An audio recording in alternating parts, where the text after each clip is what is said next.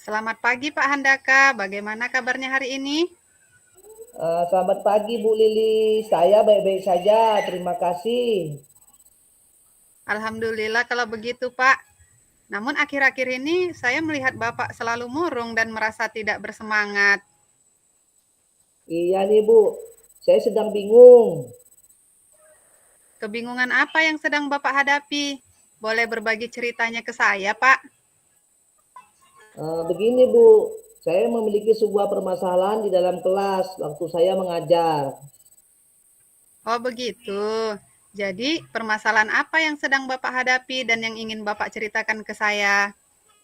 Eh, saya ingin membahas mengenai seorang siswa saya di kelas saya Bu, siswa yang sangat super aktif dan sering mengganggu teman-temannya saat belajar.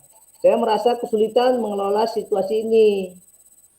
Oh, jadi begitu. Terima kasih sudah berbagi, Pak. Mari kita gunakan alur Tirta untuk membantu mengatasi masalah ini. Pertama, apa tujuan yang ingin Bapak capai dengan siswa ini? Tujuan saya adalah agar siswa tersebut dapat duduk diam dan fokus selama pembelajaran, serta tidak mengganggu teman-temannya yang sedang belajar. Bagus. Lantas, apa definisi tujuan akhir yang ingin Bapak capai? Eh, saya ingin siswa saya itu mau mendengarkan saya saat belajar, aktif mengikuti dan memahami pembelajaran yang saya berikan, serta tidak mengganggu teman-temannya yang benar-benar mau belajar, Bu. Oh, jadi apakah sudah ada perkiraan keberhasilan atau persentase keberhasilan dari rencana Bapak ini? Perkiraan keberhasilan ada Bu, tapi itu tadi saya juga masih bingung bagaimana selanjutnya nanti. Apa rencana Bapak selanjutnya ini sudah benar-benar matang? Iya sudah Bu. Baik sekali. Sekarang, mari kita identifikasi masalahnya lebih lanjut. Apa saja perilaku spesifik yang ditunjukkan oleh siswa tersebut yang mengganggu proses belajar? Pertama itu siswa ini sering kali berdiri di tempat duduknya, berjalan-jalan di kelas, dan mengajak teman-temannya berbicara atau bermain saat pelajaran berlangsung. Ini sangat mengganggu konsentrasi teman-temannya. Lantas, bagaimana Bapak menghadapi situasi tersebut? Saya masih bingung dan belum menemukan cara yang tepat, Bu. Baik, kalau begitu, kesempatan apa yang sudah Bapak miliki saat ini? Kemarin saya sudah suruh anak tersebut maju ke depan, membawa kursinya dan duduk di meja saya, supaya saya bisa mengawasinya agar dia tidak usil lagi mengganggu teman-temannya belajar. Jadi, dengan Bapak melakukan itu, dari skala 1 sampai 10, di angka berapa Bapak sudah mencapai tujuan Bapak? Menurut saya masih di angka 5, Bu.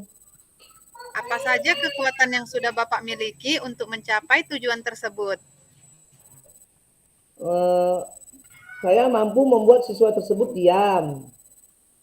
Kemudian saat duduk di meja saya, namun siswa tersebut tetap tidak mengikuti pelajaran saya. Oh, jadi begitu. Jadi, apa saja hambatan yang mungkin menghalangi Bapak dalam meraih tujuan yang sudah Bapak rencanakan ini? Kalau saya lihat dia hanya mencoret bukunya saja dan tidak mendengarkan saya menjelaskan materi. Sepertinya dia sama sekali tidak tertarik dengan materi yang saya ajarkan. Jika hambatan itu menghalangi tujuan Bapak, apakah Bapak sudah memiliki opsi atau solusi lain yang dapat digunakan, Pak? Saya akan bertanya kepada rekan guru yang lain dan mendiskusikan hal ini. Kemudian saya ingin mencari tahu terlebih dahulu apakah hanya di pelajaran saya saja siswa tersebut begitu, dan bagaimana cara mengatasinya. Barangkali rekan guru lain dapat memberikan masukan dan solusi kepada saya. Jika sebuah solusi yang Bapak persiapkan itu tidak membantu menyelesaikan sebuah hambatan atau masalah tersebut, Apa yang akan Bapak lakukan untuk menyelesaikan hambatan tersebut? Saya akan membuat pertemuan dengan orang tuanya, Bu. Saya akan mencari tahu bagaimana siswa tersebut melalui lingkungan terdekatnya. Terlebih dahulu, yaitu mencari tahu minat belajar serta karakternya di dalam keluarga. Baik, bagus sekali itu, Pak. Apakah Bapak memiliki cadangan dan opsi lain untuk menyelesaikan hambatan? Tentu saja, Bu. Oke, itu adalah identifikasi yang jelas. Selanjutnya, kita perlu merencanakan tindakan apa yang bisa kita ambil untuk mencapai tujuan tersebut. Apa yang sudah Bapak coba lakukan sejauh ini? Saya sudah mencoba memberikan peringatan dan bahkan memindahkan tempat duduknya. Tetapi sepertinya tidak banyak membantu.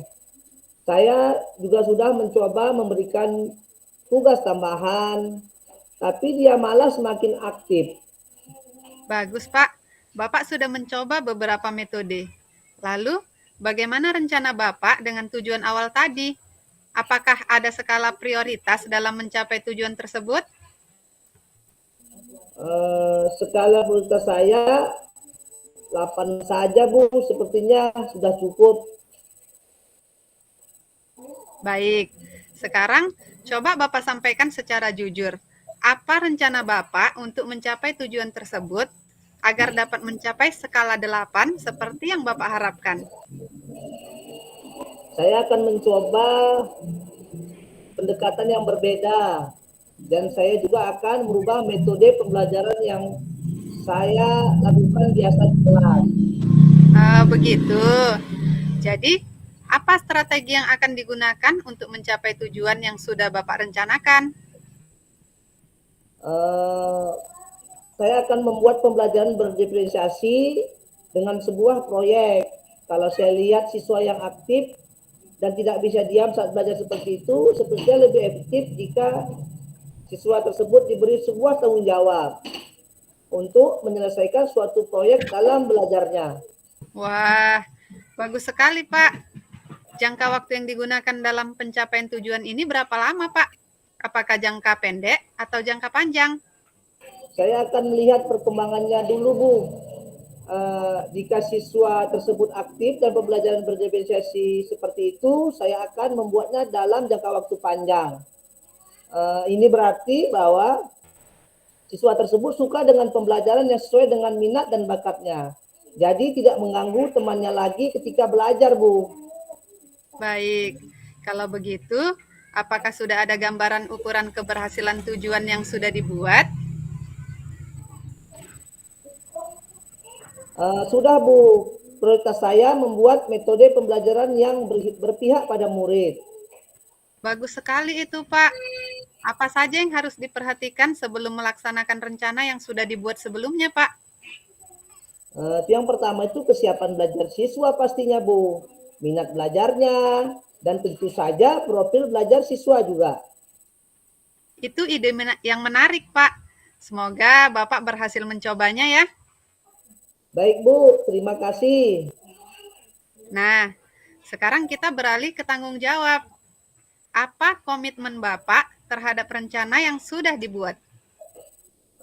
Saya akan mempersiapkan materi belajar terlebih dahulu dengan baik, kemudian merancang pembelajaran berbasis proyek, dan menyiapkan media-media pembelajaran yang menarik, yang menyenangkan, agar siswa tidak monoton mendengarkan saya berceramah saja.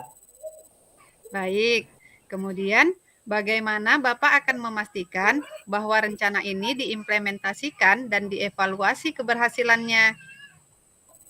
Saya akan mencoba metode ini selama 1 minggu dulu dan mengamati perubahan perilakunya. Saya juga akan mencatat setiap perkembangan dan berbicara dengan siswa tersebut untuk mendapatkan feedback langsung. Sangat baik sekali, Pak. Apakah Bapak berani bertanggung jawab atas komitmen yang sudah Bapak buat ini? Ya, Bu, saya akan bertanggung jawab dan sudah berkomitmen untuk melaksanakannya. Bagus sekali, Pak. Pastikan Bapak juga berkomunikasi dengan siswa lain untuk memastikan bahwa perubahan ini berdampak positif pada mereka ya Pak. Jika diperlukan, kita bisa berdiskusi lagi untuk mengevaluasi dan menyesuaikan rencana. Terima kasih banyak, Coach. Saya merasa lebih siap menghadapi situasi ini sekarang. Sama-sama Pak, sukses selalu. Jangan ragu untuk menghubungi saya jika Bapak membutuhkan bantuan lebih lanjut. Siap, Bu. Saya akan menghubungi Ibu kembali jika ternyata saya kesulitan dalam mengimplementasikan permasalahan ini, Bu. Baik Pak, tetap semangat Pak. Semoga berhasil. Terima kasih, Bu. Assalamualaikum warahmatullahi wabarakatuh. Waalaikumsalam warahmatullahi wabarakatuh Pak.